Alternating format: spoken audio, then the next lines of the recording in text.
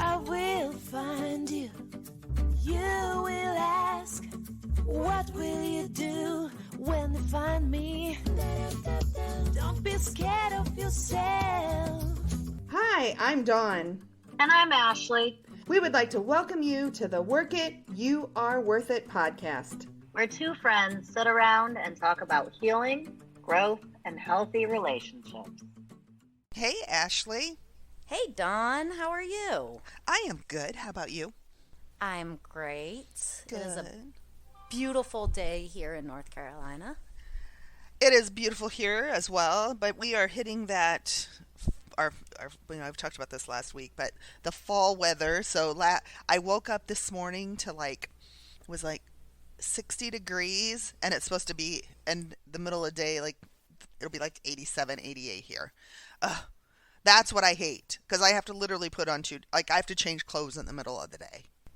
Yeah, I mean, it's kind of like that here too. Like this morning it was 40, but the high is 71. Oh, so yeah, that 30-degree swing. Whew. Yeah, so in the morning you have jeans and socks and a hoodie and a light coat, and then by lunchtime you're in a t-shirt and jeans.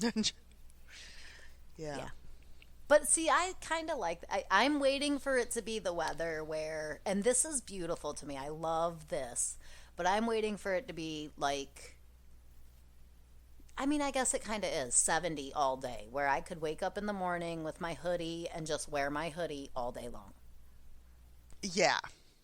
I love a good pair of sweats and a hoodie. So it's crazy that I live here, but I can't wait till it gets to that. January. January's amazing. Yeah, you guys get it there for 2 months, right? Yeah. And it's just hoodie, sweatshirt. That's it. There's nothing more to it. And I still do not own a coat, a coat. I just don't have one.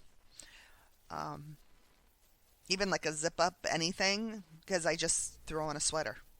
Right, you just wear an extra hoodie or something. Put on a t-shirt, a long sleeve shirt, and then a hoodie. Yep, and that's it. Then I don't need anything else. So, but yeah. So, all right. So this week, last couple weeks we went over low self-esteem patterns, and those will be out obviously by the time this one comes out. But this week we're going to talk about compliance patterns. I just have to say, these are, since I found out what actual codependency is, and the very first time I read these patterns, all of them, the compliance patterns, you said that low self-esteem was the one that you always, that was your pattern. Yep. Mm-hmm. Compliance patterns are mine. All right. I am the best fawner in the world. Well, then why don't you start us off? All right. So the first one is codependents often are extremely loyal, remaining in harmful situations too long. Well, even though low self-esteem patterns are my thing, yeah, this one's right up there with those.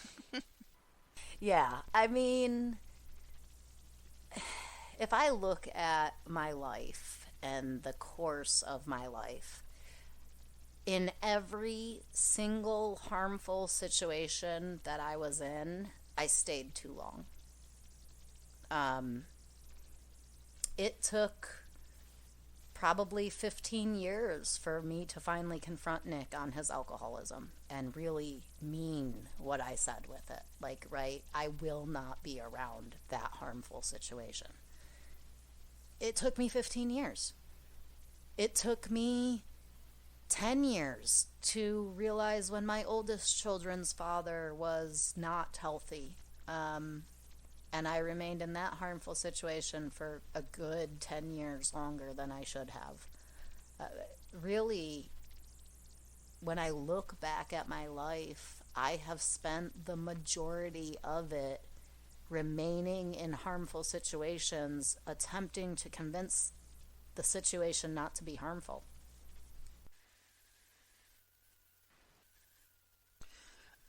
So for me, like all my relationships, and really this where I see this is in my relationships. Um, and jobs too. I guess if I'm going to say relationship, it'll be like everything. Yeah, when I said relationships, I meant like my parents, my jobs, my significant other relationships. Yeah. Yeah. My first husband, I did not do this with. We we were married 7 years. When we decided to split, it was 4 months before the divorce was final. It was just very easy, quick, to the point. Um, However, my second husband was a whole different thing. That one I stayed in. I just stayed in way too long. Not that he was. It wasn't like he wasn't a bad person. He's not a bad person. It was just I wasn't happy, but I did not. Like there was thoughts in my head that like I can't leave. If I like what's he gonna do if I leave? Because I have always was in that relationship was the primary breadwinner, and he never really kept a steady job. So I knew that I would be okay with the boys, taking the boys whatever I needed to do. But he wouldn't have been. And I say that loosely, knowing now with where my recoveries, that is not true statement. But that's the way I did think. Like, oh, he's going to be, where's he going to go? He's going to this. And so I would kind of talk myself out of it. Or then it would be, if I leave, then, the boys aren't going to get to see him. And it was these really distorted thinking. But the problem. I did that too. Did you? I did. Yep. Yeah. And I think, again, the situation wasn't physically harmful, right? That's not what nowhere in here does it saying that. It's just the remaining in harmful situations too long. Right. It doesn't say remaining in abusive situations right. too long. It says harmful. That means not good, not supportive, not loving, not compassionate, not kind. If it is not good and it's not just there, then it is harmful. So who can decide if what harmful is? Only us. Only I can decide what is harmful for me. Only you can decide what is harmful for you. So you and I could have different opinion where I would be like, Ashley, why are you staying? You deserve so much more. But you're absolutely. Right? Okay.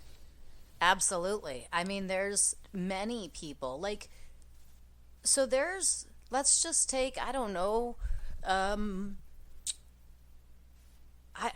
don't even know. Let's take gay people versus straight people. There's plenty of straight people in this world that would not be in a gay relationship. A gay relationship would be harmful to a person who is not attracted to people of the same gender. Okay. But to a gay person, a gay relationship is not harmful.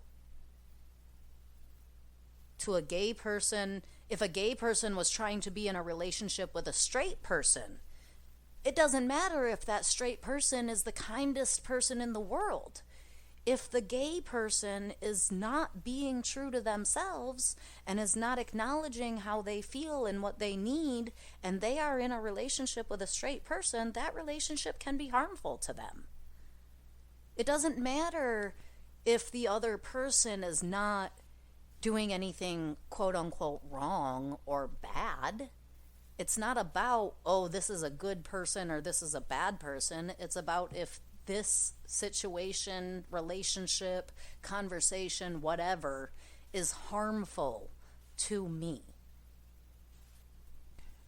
So whatever I feel is compromising my thoughts, opinions, values is only harmful. It's harmful, right? And it's only determined by me. So I look at one of my jobs in the past where the company was, I was the controller for the company, so I was responsible for payroll and paying all the bills and taking in, accounts payable, accounts receivable, and managing all of that. But the owner of the company was doing all the taking all the bids, and he would undercut to get guarantee the work. The problem with that was then we might just barely have enough to scrape by in the job. And a lot of times, because there was no true accountability, and the way the guy was they wanted something extra done. Okay, yeah, we got it. We'll take care of it. But that stuff costs, and he would not modify the price for it unless it was a significant difference. So what became of it for me was I'm constantly trying to figure out how to pay payroll, how to pay the vendors, right? Saying robbing Peter to pay Paul because we're over budget on another job, and so then I had to take from that job to pay for the next job, and then that job had to pay for the next. It was just this constant, just being short, and we were extended, and for him that wasn't harmful at all, right? For right? him, he was doing the day to day, and he didn't worry about the money. That was not a harmful situation in his mind. No, but for you, when I'm watching myself, or when I'm trying to figure out how to pay my own payroll, there's nothing more stressful than that, because there was many weeks that I didn't know how we were going to pay it. Which means you would go to bed wondering if you were going to get paid, if there would be enough money in the account to actually pay your personal bills. Right? So for you, that was a very harmful situation, and you remained. And I remained. Exactly. But for him and for his clients, that was not harmful at all. No. So that goes to show, right, exactly what we were saying. It is only up to me, right? If this situation is harmful to me, only I can determine that. And the other person may be like, you're crazy. This isn't bad. This is amazing. And that's because for them, it is. And it's funny because when I started looking for another job, and one of my coworkers got a call that they did reference check, and they told him, and he came into my office and sat down and was just talking, and he's like, "So, how'd your interview go this morning?" And I was like, "What?" He's like, "Yeah, how was your interview?" And he's like, "You can this will be your finish up today, and then you're done." Wow. I was like, "Well, I'm not going to finish up today." I turned around, grabbed my bag, grabbed my couple of stuff, and got up and walked out. Because I'm like, no. Because that would have just put myself even into a more harmful situation. Because I'm going to sit.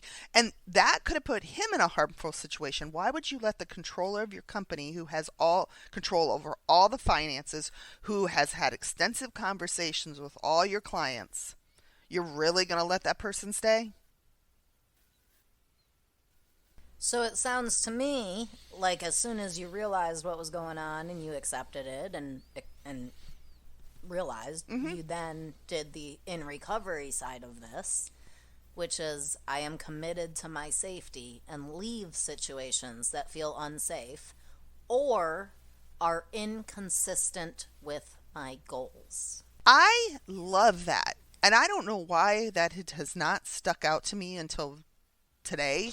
Literally just now, like as I'm reading this, literally just now, that last part, I am committed to my safety and leave situations that are inconsistent with my goals. That's really, really powerful. I have to say, Dawn, I don't do that. I don't either. Oh, okay, no, I can't say that. I am working hard to be better at that. That's what I'll say. I am committed to my safety. I do leave situations that feel unsafe. However, this is the first time I am looking at situations and my goals and trying to determine if these situations are inconsistent with my goals or not. Like when I look at situations in my life over the course of the last 39 years, I can say I have looked at whether or not they felt unsafe. I can say whether or not I was committed to my safety. But when I look back right up to this very moment as we sit here speaking, I have not ever evaluated whether or not a situation was consistent with my goals. So I think one of the first things that has to happen, though, to be able to identify if something is consistent or inconsistent with goals, is you have to have goals. Well, and right, I've always had goals. Yep. But they've been things like buy a house by this age, pay off the house by this age, have this type of job, make this amount of money. And yes, I have left situations that weren't consistent with those goals, right? I get a better job, I buy a different house, I move to a new location. But when I think on a personal level, is this relationship with my mother consistent with my goals? Is this relationship with my boss consistent with my goals? Is this relationship with my spouse or my boyfriend or girlfriend or whatever consistent with my goals? So what would be an example of a goal with your mother, or a goal with your spouse or your children? Or so a goal with my life is that it is an addiction-free life. I do not want to live in a home, and this has been a goal of mine. I remember when I was 16 years old and I met my ex-husband, one of my rules were I will not live with anyone who is addicted, abusive, or has affairs. The 3 A's was what I called it. And for a long time, I just let go of that, right? Alcoholism is an addiction. We all know on this podcast, and whoever's listening to this, we all know for a very long time I am with Nick, and for a very long time he was in active alcoholism. For a very long time, I did not even consider whether that situation was consistent with my goal. I simply considered that I loved this man and he was doing this and I needed to be supportive in the best ways I could.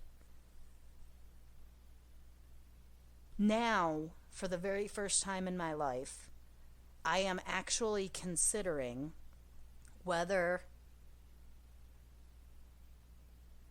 I want to be in a situation with someone who is an alcoholic and is not doing the things that they need to be in recovery, right? Being sober is one thing, drinking is one thing, being in recovery is another thing. And I'm not saying I don't want that relationship. I'm not saying that relationship is bad. I'm not saying Nick is drinking. I am saying that I am actually considering that goal and considering if that situation is consistent with that goal or not for the very first time. I've never explored that before. So I'm, excuse me, one of the things for me with relationships going forward, right, is because I think I have to know what my goals are for relationships. Like, right, I'm not dating, I'm not in a relationship. Well,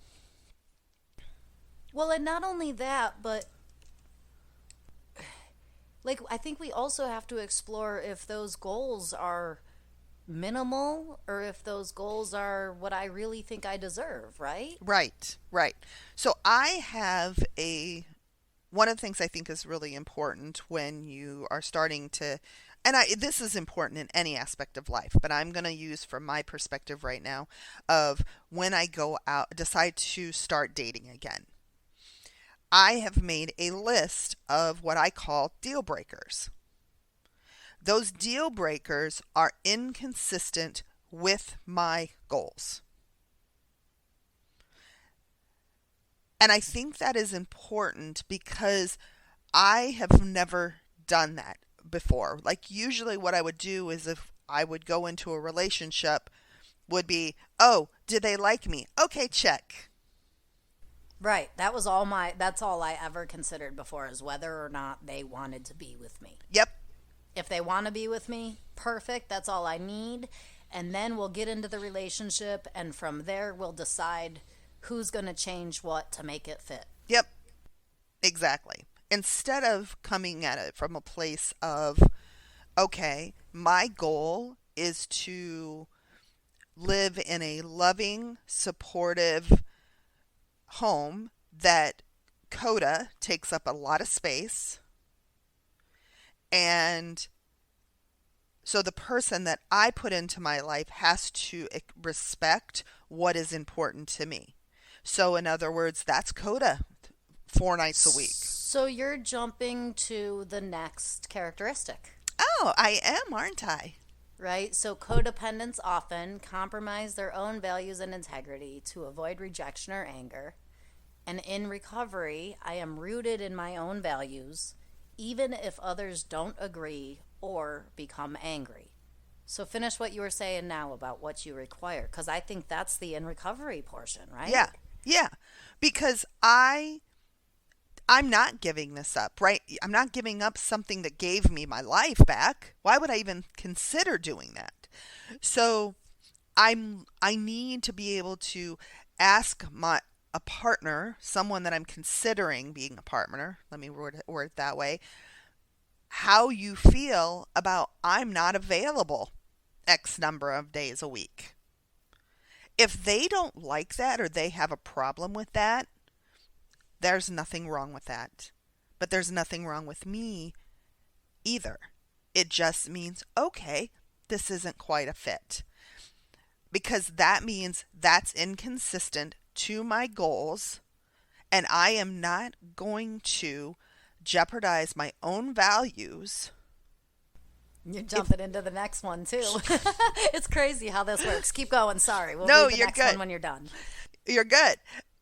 I'm not going to dismiss what is important to me because somebody else doesn't like it. And codependents often put aside their own interests in order to do what others want. My partner, when I find my partner, they're going to know that I need to be in Coda. They're going to know that this has saved my life because I'm going to share that with them. Not the details of what I talk about or, right, we're talking meeting a partner for the, early in the relationship. They don't need to know the depths of my shit. Right, but they're going to know what is important to you, what your values are, what your interests are, and that you are committed to having those things in your lives. And if you are unsafe or those things are inconsistent with what you want, then you will leave. Right. I shared a story last week about the whole turmoil thing I was going through. And where I kind of I was trying to keep Friday nights available not available because I really needed that space for me. And so I gave up going out with friends. That is what I feel I did. I considered my interests and my feelings when asked to participate in another's plans, right? If I was worried about the other person in that situation, I would have went. But I wasn't. I was more focused on what I need. And I think that's the thing as well, taking this back into a partner situation, a romantic partner, is a person that cannot understand that I I work all week, I'm busy all week, and on Friday nights, I want to be at home and I want to take space for that. If that person has issues with that, that's on them. So wait, are you saying you should never compromise or never work Oh, with someone? no. Right. If the person says, hey, I've got tickets for a show on Friday night, or hey, I've got a dinner thing with work, I'd like you to, right. There are things, circumstances that I would totally, right. Okay, maybe I don't get to sit at home this Friday night, but I'm going to make sure, like, I'm not going to make plans then on Saturday night. So Or, what I hear you saying is that it doesn't have to be very specific. It doesn't have to be, I need A, B, and C. It can be, I need A, B, C, and how we get that we can figure out together. We can compromise on together. What if what you want and what the other person wants, there's no meeting in the middle, right? What if you are committed to your values and your interests and your feelings, and your partner is committed to their values and their interests and their feelings, and there is absolutely no way to tie those two together? then it's, Like, sorry, go ahead. no, you're good. Then it's just not the right person for me. Because for me, I have fought so hard to find my own place, my own space, my own interests, my own feelings. I didn't know them before. So now that I've found them, I'm very protective of them. And I'm not going to force something to be that, right? You're telling me that we both have two different opinions on something, there is no way we are ever going to be able to mesh those together, because there's certain things that I believe that are hard to overcome. And if one person isn't willing or can't make an adjustment in their beliefs, then okay, it might be tolerable and trust me, I've been in relationships where I've done this. It works. It'll work for a year. It might work for 2 or 3 years. It might work for 5 years. But there will be a time that it just doesn't work anymore. Because one of the parties is going to get tired of complying all the time.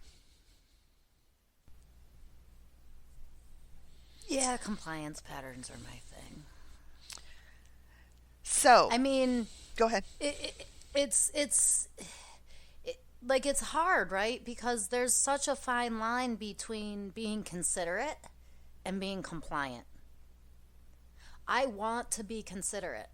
When I love you, I want to love you unconditionally. That means that my love for you is not dependent on your behaviors. Right? My love for you is not dependent on your love for me. If I love you, I love you. That's it. I love you. And there are times when I cannot compromise my values and my morals and be around you even though I love you. And there are times when maybe what you're doing doesn't quite compromise my values and morals to such an extreme amount, and I could be around you. It is a very, very fine line trying to decide, am I being compliant or am I being considerate? See, I don't think there is a fine line. I think it's very clear. Because compliance is I think pliable. Right? I can shape and mold myself into anything the other person wants. It's all about the other person. Has nothing to do with me. Being considerate is is me doing something I want to do for the other person. Well, so when I say being considerate, I mean like before I say something, I want to consider your feelings. I don't want to just be brutally cruel or brutally honest and cruel. I want to be lovingly honest. But, right? okay, let me ask you this. You, knowing who Ashley is Ashley ever going to be brutally honest, mean? I mean, I have been. I definitely have been. Okay, There in has recovery. Definitely. Let's, right? I mean, I think that being considerate is what prevents it. So I want to say no because I attempt to be considerate. So I won't be brutally honest, mean. And sometimes in my attempts to be considerate, I am considering too much and becoming compliant. Because I look at, like, my heart is not mean and angry and hateful. My heart is loving. I am truly a loving person. Right? And we'll use my situation, like sponsoring. Right? I meet with a sponsee. I'll tell them, I'm going to call you on bullshit. I'm going to call you on bullshit. But I do it in a loving way. There's that, okay, just to say, I'm calling bullshit on that, right?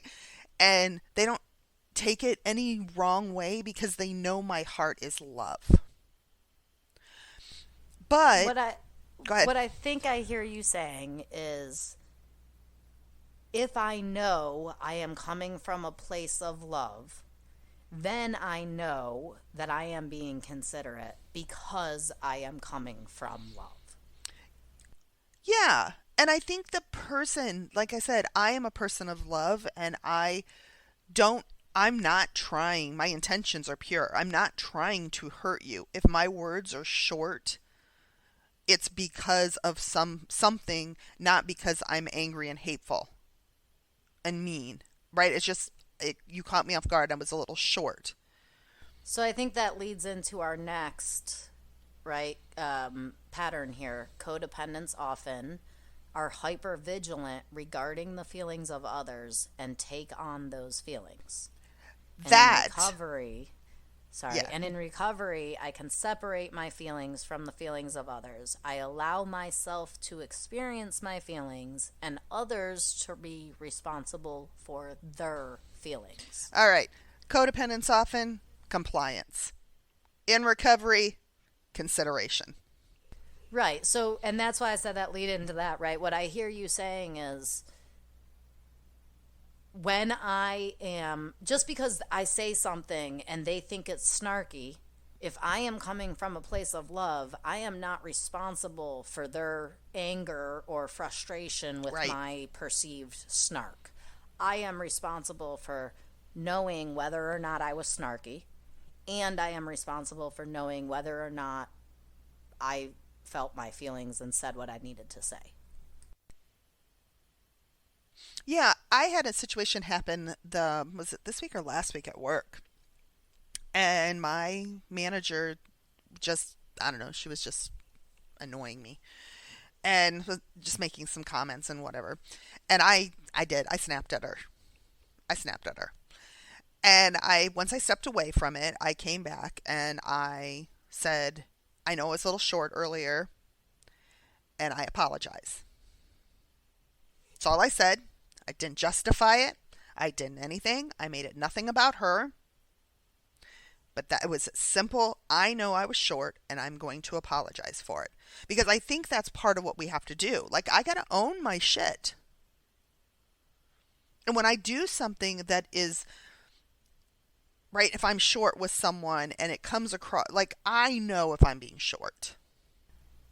I know what my intentions are with the things that I say and do.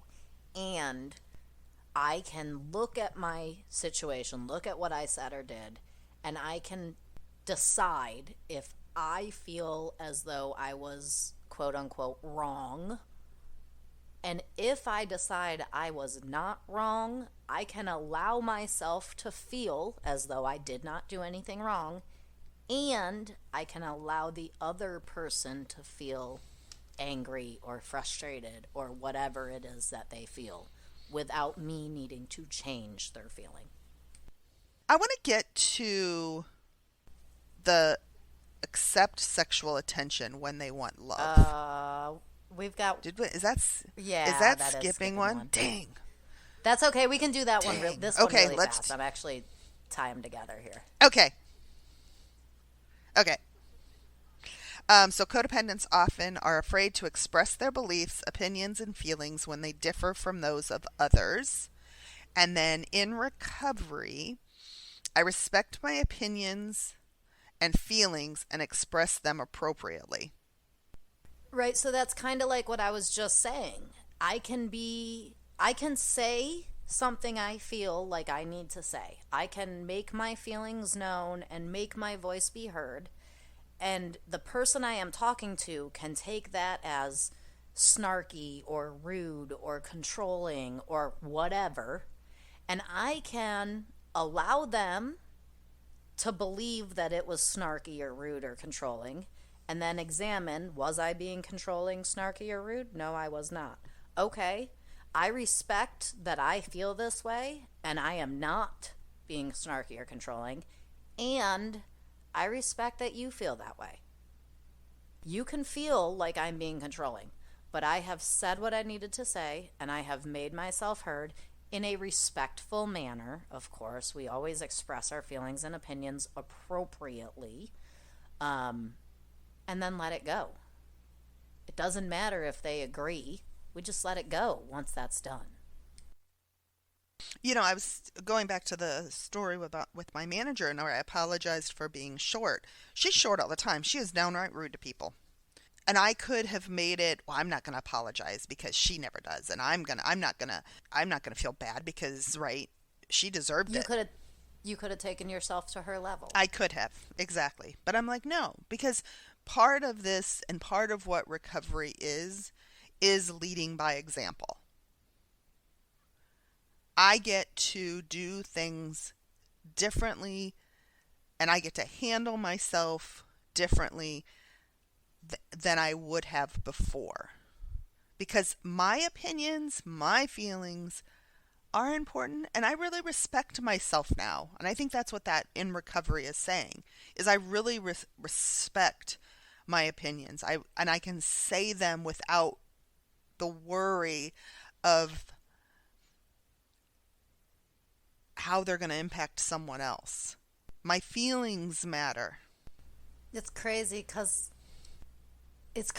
because what I was just thinking as you were talking is all of these characteristics, all of these patterns, like the low self-esteem, the compliance, the control, the denial, they all tie together in one way, shape, or form. And as we heal one pattern, such as the denial patterns, we begin to get out of denial.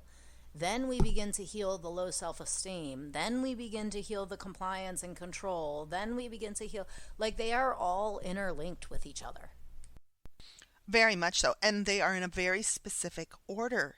Because like you said, I got to get through denial first. Oh, now I have got through the denial. Oh, shit, I have low self-esteem. Well, how's the low self-esteem affected me? Because now I'm compliant in my life. And how am I compliant in my life? And how, right, and so on and so forth. Yeah, it's crazy. So this next one is, I know that you are very excited to get to this one. I don't know if I would say excited is the word I would use. Go ahead. Okay. Codependents often accept sexual attention when they want love. And in recovery, it's my sexuality is grounded in genuine intimacy and connection. When I need to feel loved, I express my heart's desire. I do not settle for sex without love. Okay, so here's why this one I've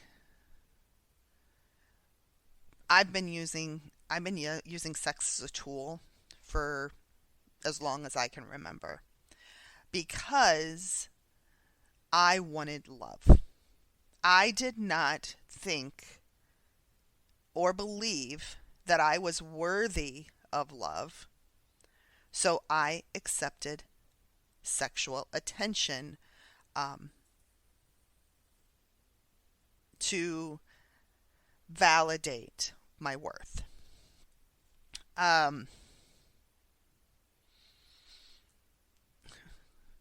So I would jump into intimate, no, I'm not even going to use the word intimate because they were not intimate relationships. They were sexual relationships because sex and intimacy, not the same thing. Far from it. I would jump into having sex with someone very, very quickly. And once I had sex with them, they loved me. And that's where my head went. It was crazy how it was such a switch. Like, oh, sex, boop, flick, right? And it wasn't good sex.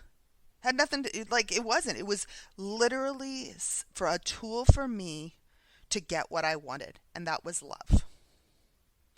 Now, I have also made poor choices of not loving myself enough to make sure my partners and I were safe, meaning,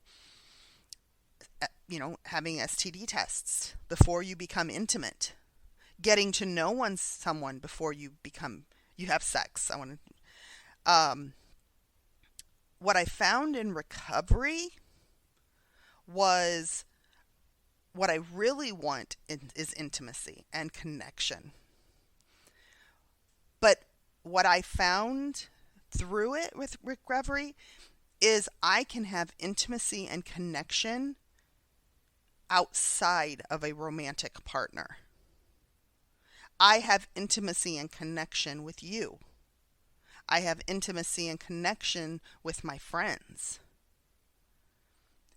Nowhere do I have a romantic partner in my life, and I feel like I am truly finding intimacy for the first time. Now, there's going to be a day that I want to start dating, and I want to figure that whole process out. I do know that I don't want to just have friends with benefits. I know I don't just want a hookup. I need intimacy. I'm at that point in my life now that I know what intimacy really is. That's what I want. It's not about the sex. Right? I love sex just like the next person. But without intimacy, without those deep, loving conversations, and some people would call it pillow talk, right? I want to have that connection with someone. And when I want to be loved, I can ask for what I need, right? For me, being heard is love. Being valued is love. Being encouraged is love. Trust is love. Safety is love. And I can ask for those things. And when I don't find those things in a partner, I can trust that that's just not the partner for me.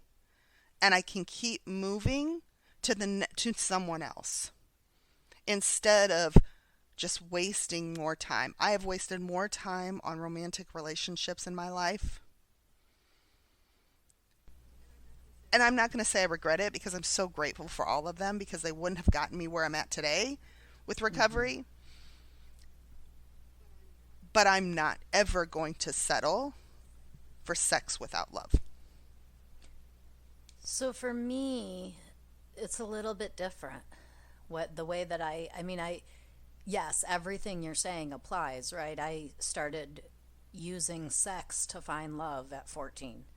And for a very, very long time, I would have sex with somebody and use my body and my physical appearance and sex to get them to love me, right? Like if I have sex with you, you're going to love me. If I show you my body, you're going to love me. If I make you feel good physically, you're going to love me. I did that for many years. Yep. And then it turned into something else. Over the last probably 25 to 30 years, I'm exaggerating, over the last 20 years,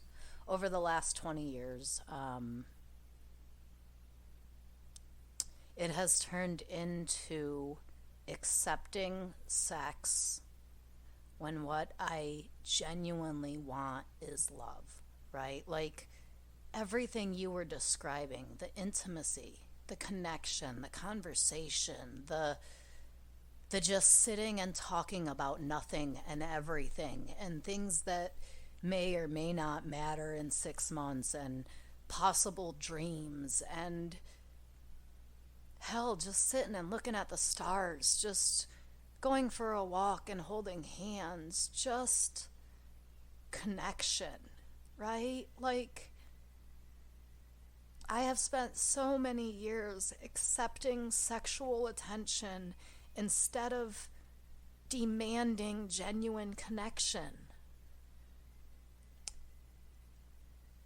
And that's changed. That's changed a lot.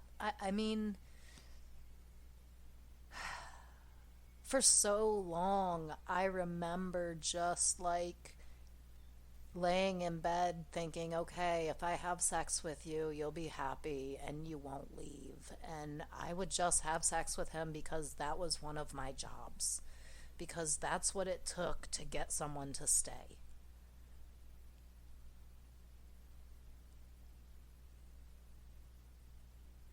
It was hell.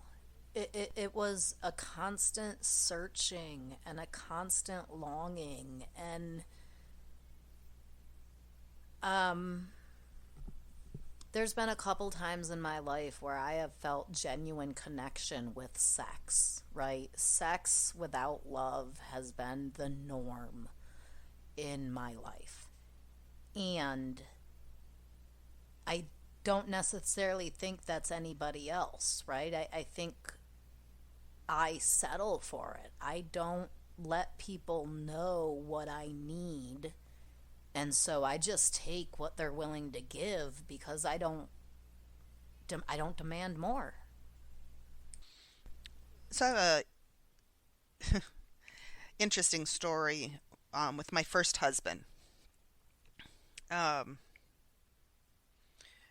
We had sex our second night together, second day together, and this is how messed up my understanding of sex and intimacy was. I had my first ever orgasm with him. That cemented I was marrying him, and I was going to be with him, because if he could do that, that meant that was it. That meant he was the perfect guy for me. That meant he loved you because he knew you. Exactly.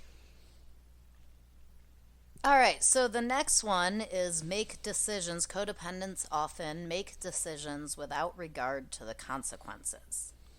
And so I'm going to go ahead. Sorry. No, you're good. And in recovery, I ask my higher power for guidance and consider possible consequences before I make my decisions. So I'm going to tie this to the one before. Here's one example. So I mentioned something about an STD test, and when I was talking, that is something that I had never done, and I've had a guy ask me about it, and was very adamant about it. But that's one thing for me, is like, that is a decision I've made now. I'm going to carry with me forever, because before I wouldn't have done that because I didn't want that person to think less of me. I didn't want that person to, get away. I think that's the best way to say it. I didn't want that person to get away, because if I could get my claws into them, I could hang on for dear life. Right, but if I ask for an STD test, they might think that I'm controlling and run away. Exactly. Instead, I can, right, I've had a conversation with my higher power. I can ask my higher power before I even consider getting intimate with anyone, because like that's what I have to do, right? I need to have a conversation with my higher power to have my higher power show me, is this person even the right person to get to that option? And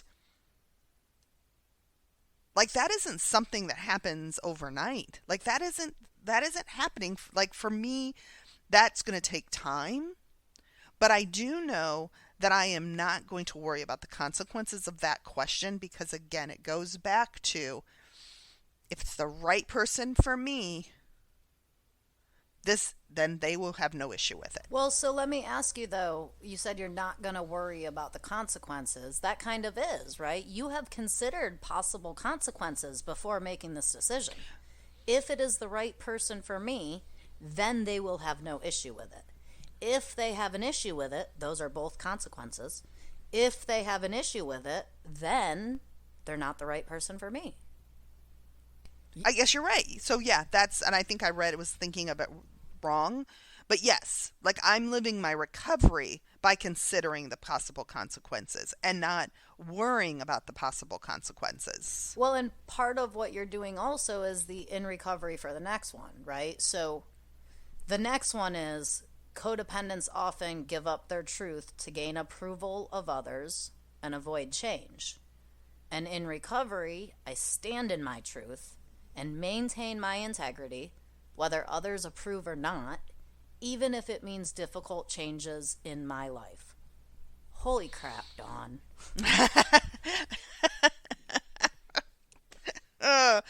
You just got fucked. Jesus. Okay, well, I guess we're going there, aren't we? Floor's yours. So codependents often give up their truth to gain the approval of others or to avoid change. And in recovery, I stand in my truth and maintain my integrity, whether others approve or not, even if it means making difficult changes in my life. When I first started reading this just now, what I was going to say is, what you are doing with your STD test is standing in your truth and maintaining your integrity. Period. Whether others approve or not, even if it means they walk away, right? That's the in recovery side of that. And as I was reading this, what I realized is I am doing that myself today. So my truth for today is that I will not be with someone who is living in active alcoholism. And there are others who see that truth as an ultimatum and see that truth as control. So whether or not me standing in my truth means difficult changes in my life, whether or not me maintaining that I will not live with someone in active alcoholism means that I am controlling, in your opinion, their opinion, his opinion, her opinion, it just doesn't matter anymore. I was actually considering giving up that truth because I wanted approval. I was literally, before we started recording this podcast, I was actually sitting here considering whether or not, by making that statement, when directly asked, I was being controlling. And the fact that I just read this, and it obviously slapped me across the head, tells me that in order to maintain my integrity, I need to stand in my truth. It doesn't matter what someone else's opinion of that is. It doesn't matter if my truth hurts someone else's feelings. That's not my goal. I don't want to hurt anyone's feelings. I don't want to control anyone. I don't want to be manipulating. And my truth is that I will not live with someone who is drinking. I don't care if it's my dad. I don't care if it's my mom. I don't care if it's Nick. I don't care if it's my stepdad. I can love you more than anything. And you could be on your deathbed needing someone to care for you. I will not live with someone who is in active alcoholism or addiction. That is not in my best interest. That is not me being committed to my safety. And I have the right to say that even if you were dying and drinking, I would not allow you to live here.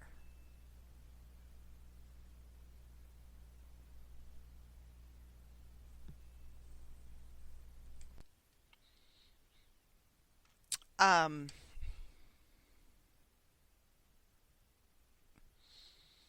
think that's it for today. What do you think? Yeah, I mean, I hope that the listeners got as much out of these patterns as I did today. And I know I have said this every single time we have gone over these patterns in our meetings and with each other, and every single time I go over them, it's like peeling another layer of the onion. It stings a little bit more. My eyes burn and they water up a little bit more each and every layer that we go. And it's one more layer, you know? Mm-hmm.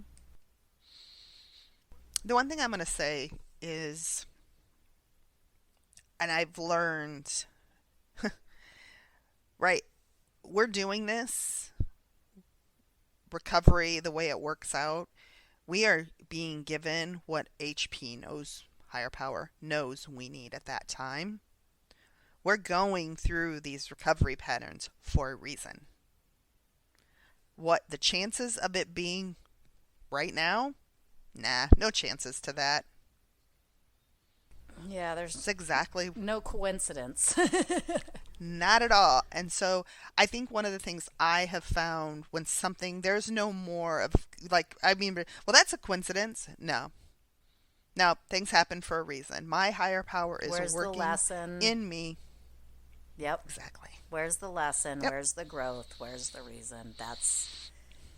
Everything happens for a reason, for sure. It does. So next week, we're going to be talking control patterns. Oh, I love it. Don't you just love it? I do love it. It's so good. It's so good. Control. We're going to have to split them up. I'm so sorry. We keep doing that today. We're going to have to split these up probably into 2 weeks, maybe even 3, because there are so many of them. Yeah, and I have a lot of personal examples of control. Oh, me too. So next week, control patterns, and thank you, Ashley, for doing this with me, and listeners for coming along on our ride, and yeah, have a great week. Thanks, everyone. Bye. Bye. We would like to thank you for joining us on this journey of self-discovery. Visit the Work It website at workitYouAreWorthIt.com to submit your questions and topics for future episodes. And remember, work it because you are worth it.